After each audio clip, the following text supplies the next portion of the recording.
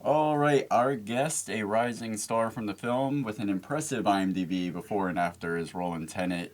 This guy is grinding. Let me take a quick breath so I can get these out. All right, he has been in Hawaii Five-O, Series SWAT, New Amsterdam, 13 Reasons Why, Ballers, Murder in the First, HBO's Looking, and more films than we could mention without this intro feeling awkwardly long. So without further introduction, welcome John Orantes. How are you doing today, John? I'm good, man. Thank you so much for having me. Appreciate you guys. I know we appreciate you. We're surprised you had time in between the IMDb. It looks like your IMDb is actually updating as we speak. They say it updates like every other day, so we're definitely thrilled to have you on here. But man, we did some digging on you. So first and foremost, I'm an actor myself. We're filmmakers and everything. So definitely, Awesome, awesome. we appreciate you doing what you do, and that's why we want to have you on. We make it a goal to have really passionate people who care about their craft on the show. So we appreciate you joining us today. Now, No one of the doubt. things we usually do is try to do a little research on our guests, and one of the things we looked at on your Facebook page, you talked about how most people they minimize their success by they look, let's say, 5 days in the past rather than looking what they should do is look 5 years in the past and then ask themselves, where do I want to be 5 years from now? So let me ask you this.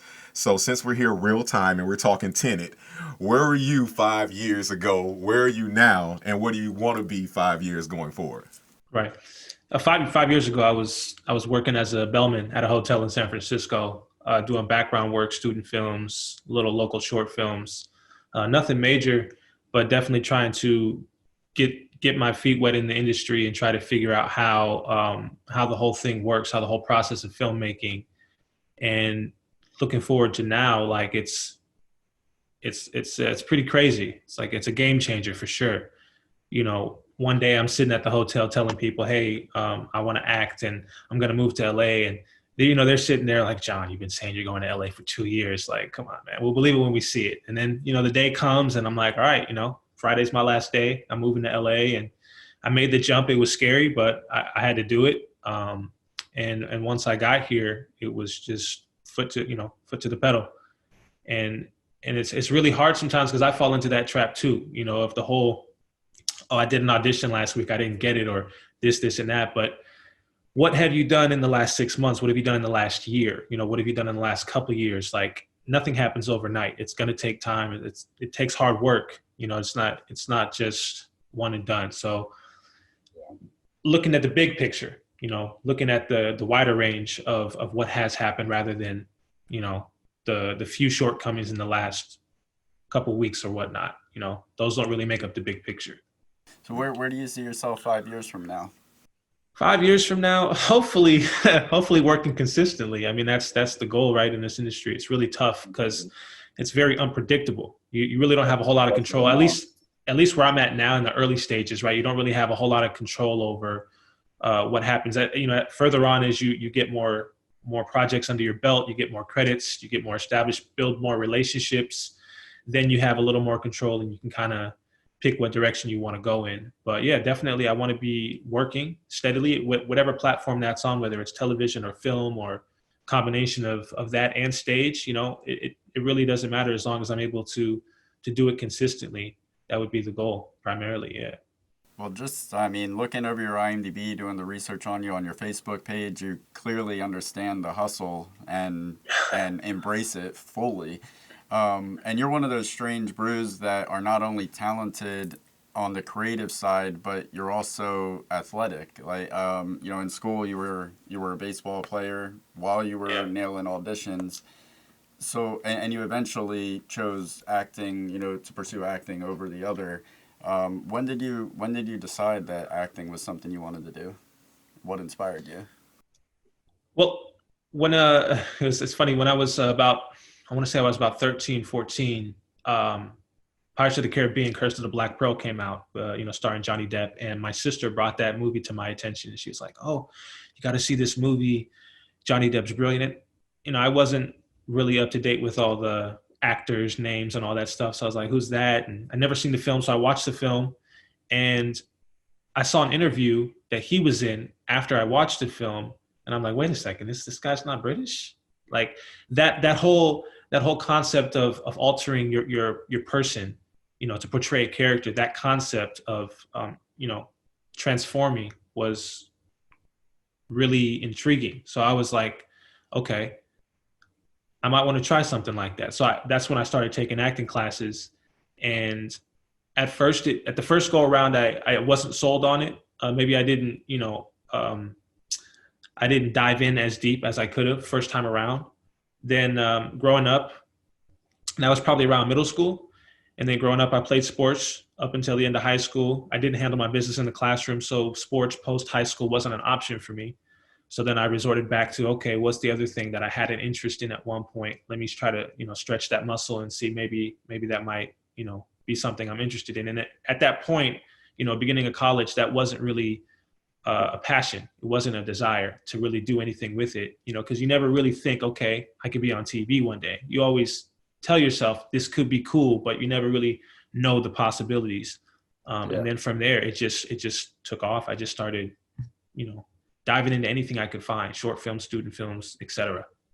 I can definitely tell you're very resilient, and once you have a goal, you're definitely going to go after it. So that's very refreshing to see. People think that, hey, I want to act, I'm moving to Hollywood, it's going to happen. Well, that's a pipe dream if anybody will ever tell you that. So, and one of the things doing with my research on you that I came across is that you don't think that there's no, and I feel the same way. There's no such thing as a waste of time. There's no wasted opportunity. Everything has a purpose. So, and as you said, the only good thing that can come from those things is the experience, and you must harness it and learn from it. So let me ask you this. Clearly, Tenet isn't the big budget, the only big budget film you've been on, but talk more so to the films to where you've been turned down for auditions, and how did you get through it? I mean, give us your insight for other actors out there who are trying to come up in your similar situation. I've been, the ratio of, bookings to denials is it's pretty big. I mean, that's the name of the game. You go out for 10 projects, you get one.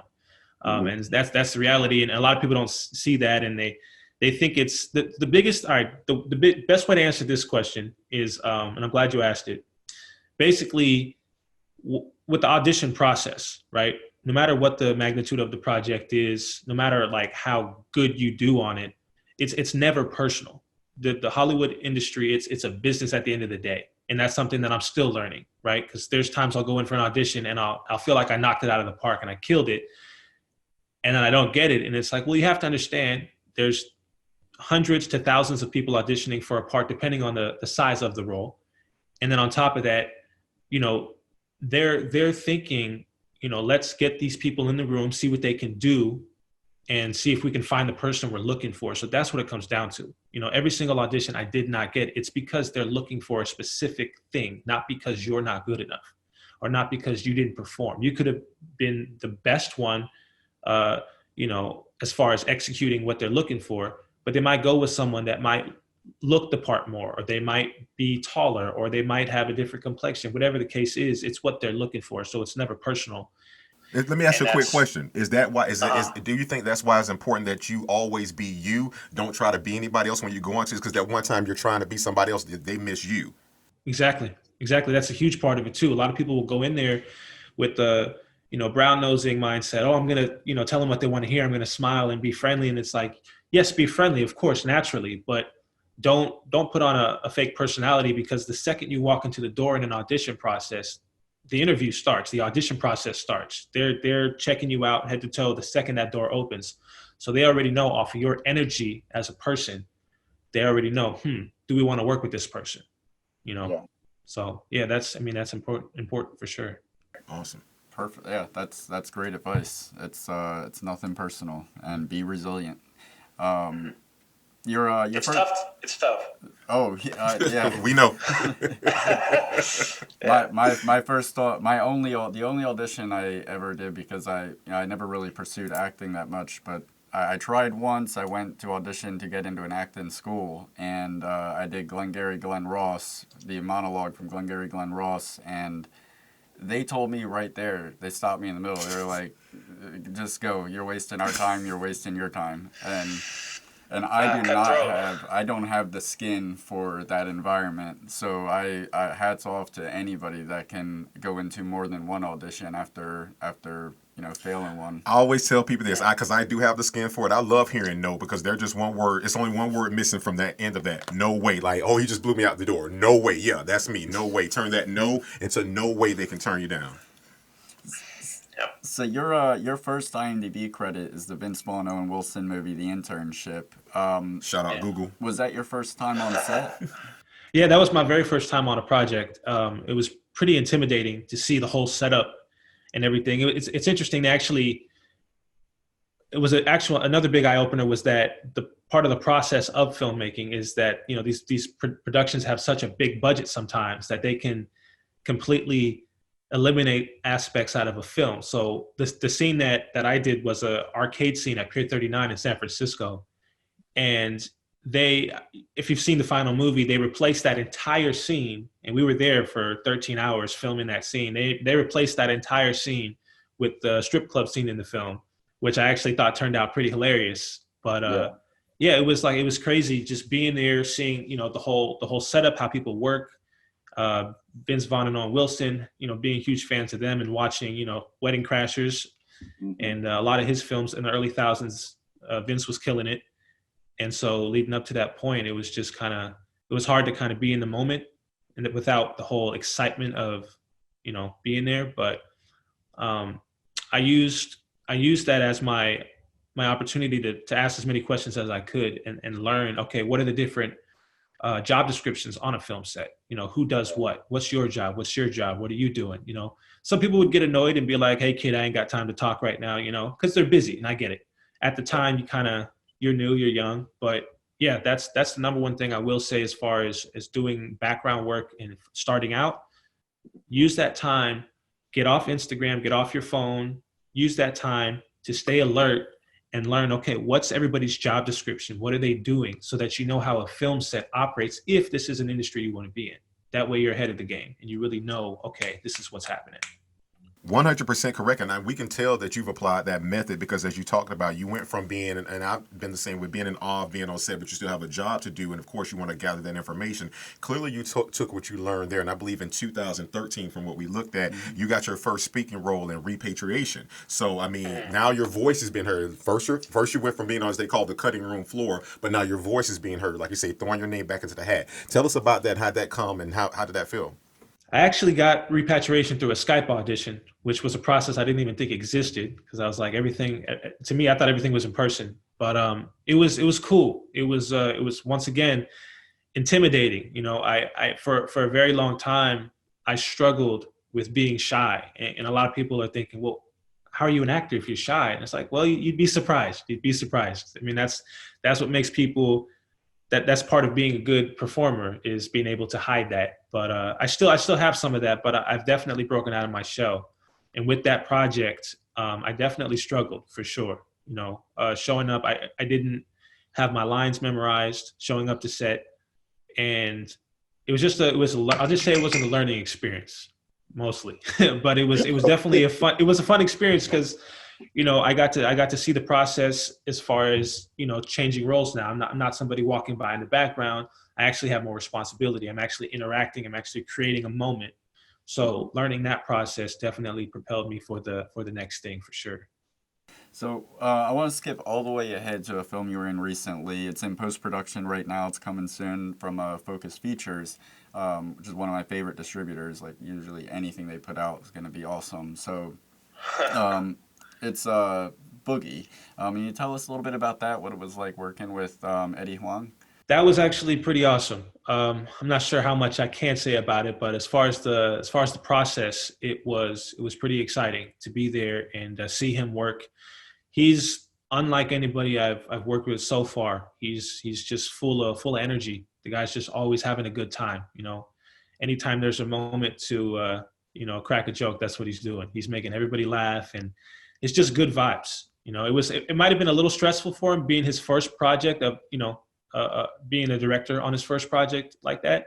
So there was a lot of maybe some heat coming down from timelines and whatnot and getting stuff done. But as far as the atmosphere, it was thrilling. He's just full of energy and just a good dude all around. How long were you on set with that film? I was there for about a week. About a week on set. Yeah, we shot it out in New York. I believe we were, I want to say, somewhere in, was it Manhattan, I believe? Somewhere in Manhattan, yeah. Don't know my way around New York too well. Also, let me ask you this. So you've clearly, like I said, with an IMDb, like I say, your characters, and you've done a lot of things at this point. Let me ask you a question. You've worked with a lot of actresses, actors, gaffers, whatever. Just, do you have any stories that you can share for our show? Any cool stories that people may not know? Not about anybody in particular, but just like any cool stories from working with all these different people, like behind the scenes or anything like that. Yeah, we saw a picture of you with Tay Diggs. That was pretty cool. Wake up, snowflake. Tay was dope. He was a cool dude. I will say one of the stories, I wouldn't even know if it's a story, but I would say one of the experiences that I would say is working on Tenet. One of the coolest parts of that production, I mean, obviously the experience was amazing and I'll never forget it. But one of my favorite parts was at the end of every filming day was the drive back to the hotel, which was an 1.5-hour drive from set. So in the car, I would be with Aaron Taylor Johnson, John David Washington, sometimes Matthew Marsden. A couple times I was in the car with Robert Pattinson, and we'd hop in the SUV, all of us together, and we'd be an 1.5-hour drive. Depending on the type of shoot we did that day, sometimes we'd be exhausted and we just lights out the whole ride. And then sometimes we'd sit there and chat it up the whole ride.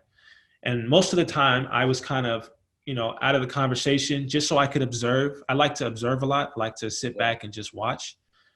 Sometimes I would jump in, but that was a cool experience because I got to really learn what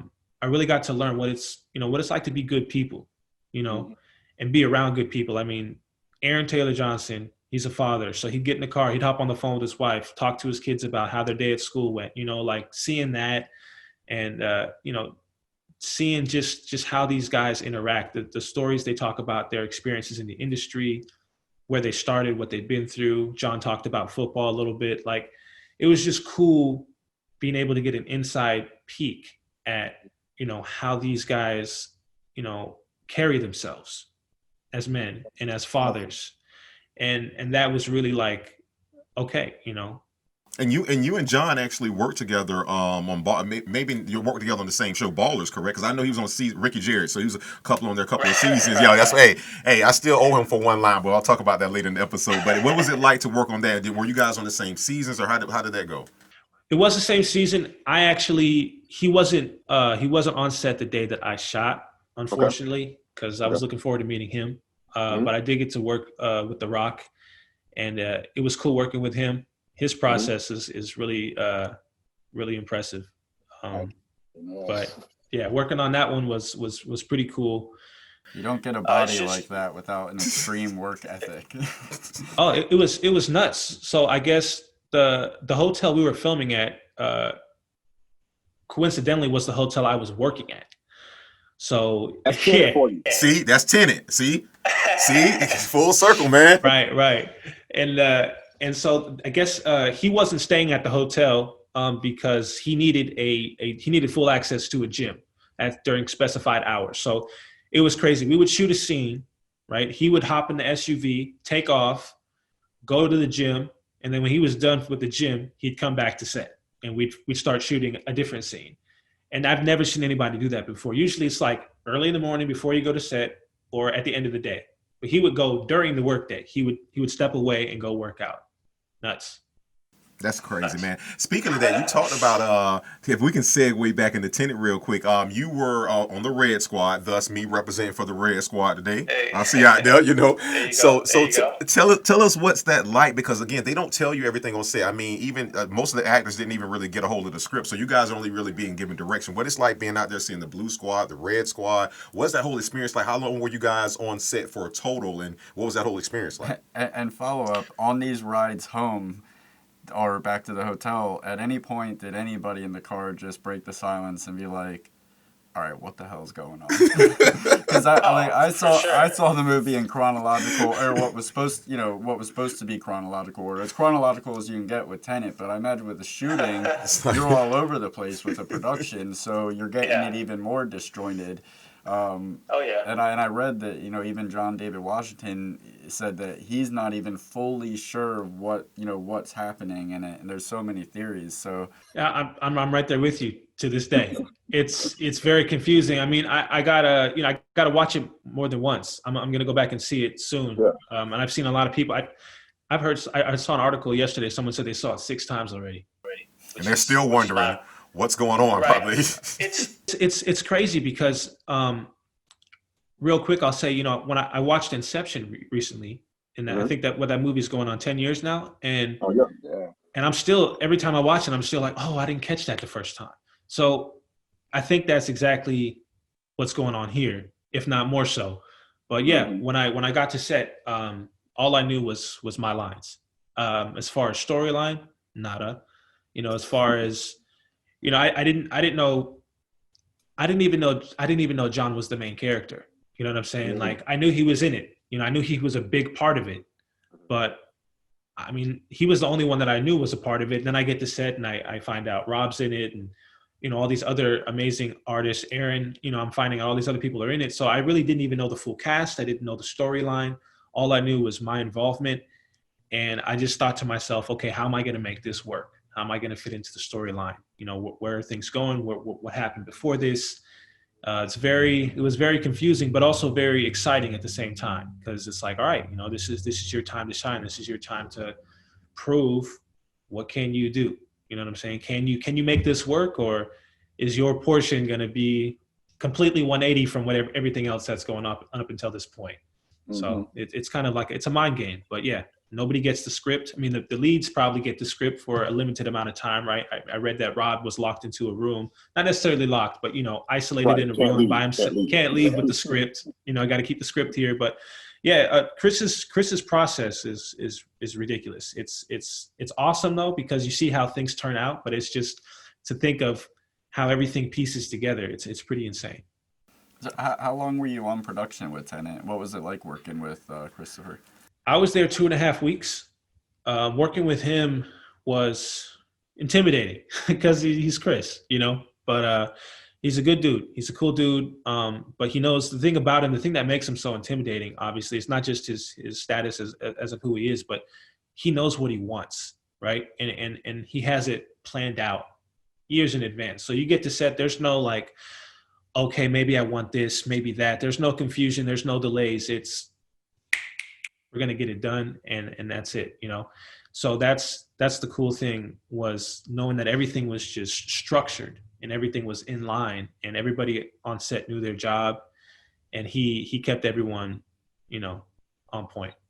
Well, as they say, if you fail to plan, then you plan to fail. I can definitely tell you that. I saw that he was putting this together in his head, at least mentally, for like 2 decades, and then worked on fleshing out the script for like 6 years. So yeah, that's extra preparation. Definitely. I was going to ask you about this before we let you go and wrap this up. We, like I said, we like to do our research and know who we have on, and that's how we know you're so passionate about film, and we definitely wish you nothing but the best with your career. I was going to say, as far as everything you have going on now, what's coming up? Because I know me and him found out you were in a film that's in the festival right now, The Fringe of Existence, and this is going through festivals right now. So tell us about that and what else you have going on. Yeah, Fringe was a short shot probably a couple of years back, and that was directed by Felipe Cisneros, and that one it's kind of a tricky one. It's another thriller, another mind bender. It's the process with that one is there's one main character jumping from individual to another individual. So we're all of us in the cast are portraying this one person through different people. So it's kind of like I would say it's kind of like a mini Chris Nolan concept in a way, because it kind of gets you in your head and you're like, okay, who's who, what's going on? So that was a fun one. That one's, like you said, that one's actually circuiting right now. The other thing I have going is just Boogie right now, which is in post-production. So we're waiting on that. No updates right now from Focus. Just sitting patiently and hoping they, hopefully, God bless his soul, Pop Smoke. Hopefully they do right by him. Add some of his tracks into the soundtrack of the film, and try to do some nice send off for him at the end of the credits, because yeah, you know, it was an honor working with him and being able to see his influence on New York and the kind of presence he had and the effect he had on the younger generation as well. You know, so hopefully that comes out soon. We'll see. So before we close out, just want to remind our viewers to keep an eye out for The Fringe of Existence. Keep an eye out for Boogie when that comes out with Focus Features. Thank you for being one of our first guests on TTFT, man. We definitely appreciate it. The platform is growing. We're going to do right by you, make sure people can find you. And like I say, man, we enjoy the work. Keep it up, man. Yeah. Okay. Likewise. Thank you for having me. And you guys definitely keep working hard. And I plan to see more from you guys as well.